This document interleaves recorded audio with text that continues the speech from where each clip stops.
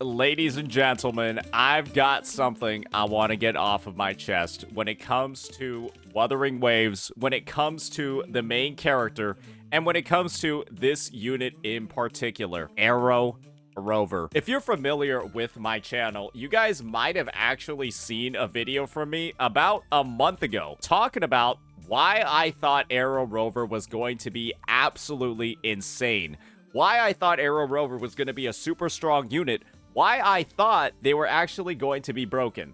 And this is the situation. I don't think I'm actually wrong in this video at all. Because one thing I focus on is what this character actually looks like at their maximum potential.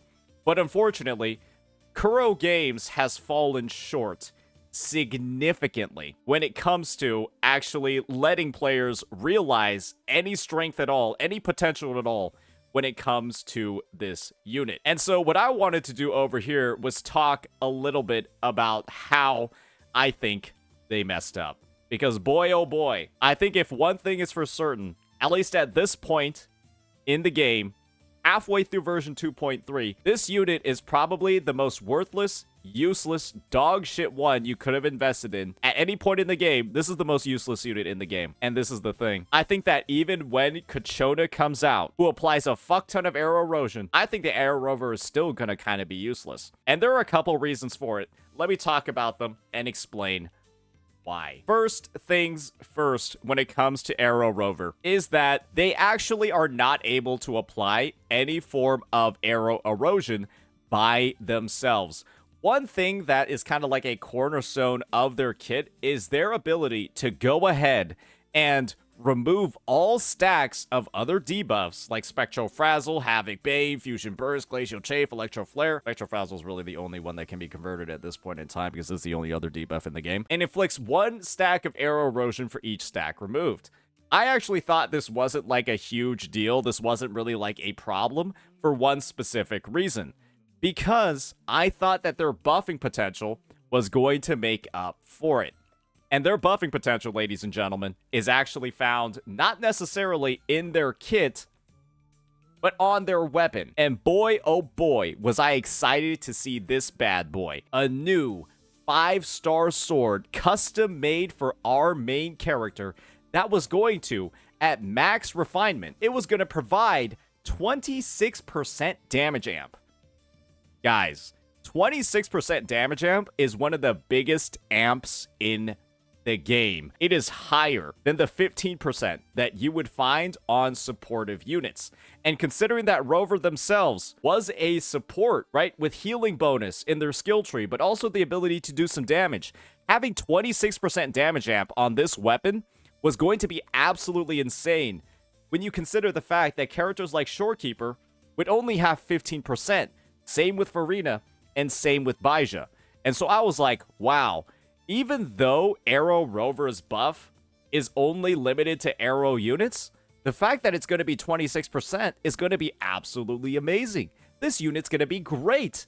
At least at release, you'll be able to use them in aero teams, like with maybe an Alto or a Gion, and still be able to get some usability out of them. But unfortunately, Kuro Games thought otherwise. They decided that across the first two versions of Aero Rover's release, in version 2.2, when they released, and as far as I'm concerned, for 2.3 as well, we're stuck at rank 1 of this fucking weapon. We're not able to get it past rank 1. And unfortunately, what that means is that this weapon only has a 10% aero damage amp. It's 10%. That's worse than every other support. And even when you get it to rank 2, it's still worse than Verita. And it's still worse than Shorekeeper. And so there is literally almost no circumstance at all where this unit has any use case. They're worse than Verina in the aero teams that they support. They're not able to apply their own stacks of erosion, so they're not even able to use their outro skill unless you're using them with Confession Phoebe, who you're likely going to be using with Zani if you actually do have her. And so that's not a team comp that works. And so the only actual time where this unit can possibly see use is you're never going to use them with Confession Phoebe. They're worse than other supports when you're They're worse than other supports if you're using them on Aero teams. They functionally have no use case at all. They're an absolute complete waste of resources. And they have been a complete waste of resources to both level their skills and also level up their weapon too.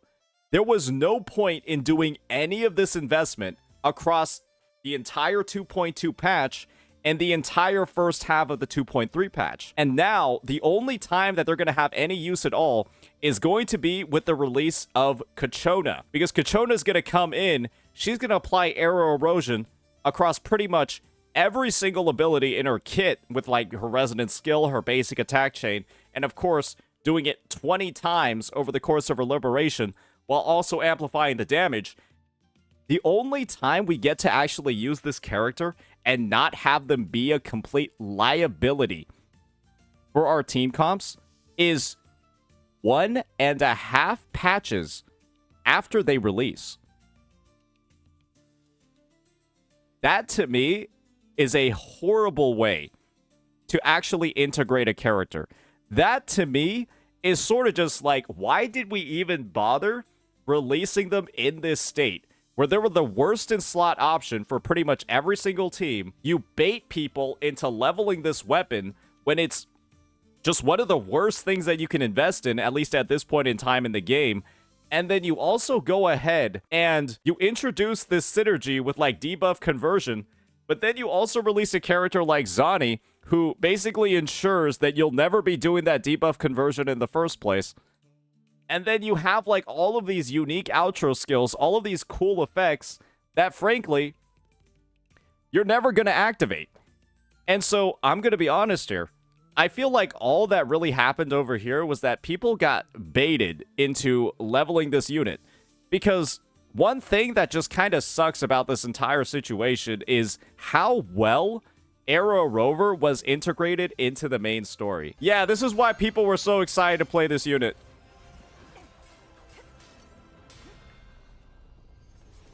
Yeah, because of this cool-ass cutscene. Yeah, this was pretty badass. Hell yeah. Hell yeah, bro. That's what I'm fucking talking about, boy. Right there. That's the shit that I'm talking about. This was so badass, it was crazy. Everyone was ready to level this unit. Everyone was ready to level this sword after seeing this shit. But it sucks balls. It's so awful, it's ridiculous. I read everything that this unit was doing, everything that they were capable of. I saw their weapon at R5, and I was just like, damn, this thing is actually going to be good. This is actually going to be a great free-to-play option. But we just never got any fucking refinements for this thing. We don't have anything. This unit is not usable. They're literally the worst in slot option for every single team. And even with Kachona, it doesn't even feel like that's a complete team either. Because you still need somebody that deals Aero Erosion damage and actually like deals it as its damage type, like Zani. And a lot of people are speculating that is going to be Kartithia. But we still have to wait then another half of a patch for this character to even feel more usable than they are right now. And what that's going to mean is that likely the first time that this character isn't going to feel like steaming shit is going to be in version 2.4. 2 patches after it released. And this also means that, like, the Sonata set that was released with it, Gust of Welkin, this entire Sonata set over here, it's gonna feel like shit to use as well. And so the end result is just like, I'm not particularly sure why this unit has had to stay so bad for so long. We introduced them with such a high level of hype.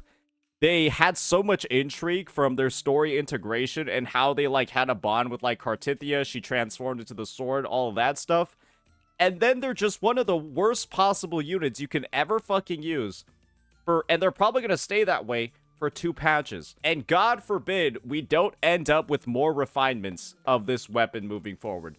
I am praying to God that in the Kachona story event, your summer will never wither, right? Here's two different versions of it, right? I pray to God that we're gonna end up with more copies of Rover's weapon following the story event. I am like a little bit concerned because we don't see any of like the reward previews in either of like the version teasers for Your Summer Will Never Wither. But I'm praying to God we get at least 2 copies of this. Because frankly, I'm scared that this weapon is going to stay super awful. Maybe we get at least 1 copy. But I'm praying to God we get way more copies of this moving forward. Because otherwise, this unit is just like straight up worse than like half of the supports in the game.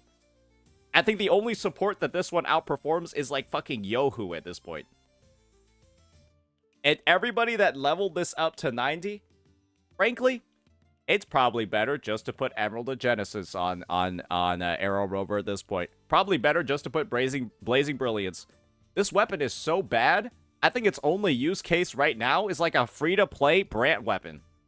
Because it gives 38.8% ER. I honestly think that's its only use case currently in the game. It's a free-to-play Brant weapon. Where you don't even where you pretend like the weapon effect doesn't even exist. And if that's like the fate of this thing moving forward, good God, I'm a little bit concerned. This was a bit of like my rant. This was a little bit of like my overview on how I feel about this unit, because I thought they had so much potential. Because with their weapon at R5, they're at 26% arrow damage amp. They suddenly become an amazing option for every arrow team in the game, where, you know, you can just use them for their weapon buff. And you don't even have to worry about their inability to apply erosion. But instead, Kuro decided to hold off on giving us any copies of this weapon. And they're going to be kept unusable for 2 patches in a row. 2 whole patches with a bum-ass Sonata set that they don't really work that well with. They got to wait until the second half of 2.3 to even be able to activate it properly. They also got to wait for the Kachota teammate to even have the Aero Erosion to even activate it properly. And the end result is just like, it's felt like a complete waste of time. I feel like I gave out an interest-free loan on my wave plates, and I have to wait until version 2.4 to get any return on it. And that just kind of sucks, right? Because I was really excited for this unit. I was really excited to see like the mobile healing air attack playstyle. And I feel like we got such high expectations from seeing how the Spectro version was such a great unit overall for the meta, how it interacted so well across different teams.